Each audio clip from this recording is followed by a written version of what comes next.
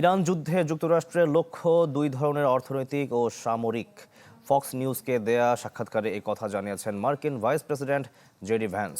বলেন, যুক্তরাষ্ট্রের অন্যতম লক্ষ্য হরমুজ নিয়ে বিশ্ব অর্থনীতিতে চলমান সংকট কাটিয়ে ওঠা। সেই সাথে ইরানকে পারমাণবিক অস্ত্র অর্জন থেকে বিরত রাখতে চায় যুক্তরাষ্ট্র। এছাড়া মার্কিন নাগরিকদের জন্য তেল ও গ্যাসের দাম স্থিতিশীল রাখার কথাও জানান তিনি।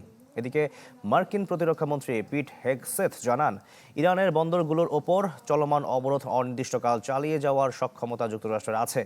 আর তেহরানকে অর্থনৈতিকভাবে বিচ্ছিন্ন করতে নজিরবিহীন পদক্ষেপ নেয়ার হুঁশিয়ারি দিয়েছেন মার্কিন অর্থমন্ত্রী স্কট বেসেন্ট। এদিকে হরমুজ প্রণালীতে জাহাজ চলাচল স্বাভাবিক আছে।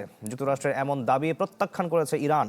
তেহরানের দাবি, অনুমতি ছাড়া কোনো জাহাজই এই সমুদ্র পথ দিয়ে চলাচল করতে পারছে না।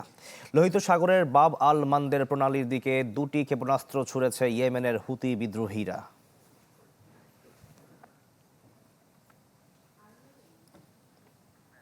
আমরা ওয়াইফাই ছাড়াই ধূপধাপ আপলোড করি, কারণ কারণ আমাদের কাছে বেশি জিবি আছে। বেশি জিবি জিতবেন মাই জিপি অ্যাপে।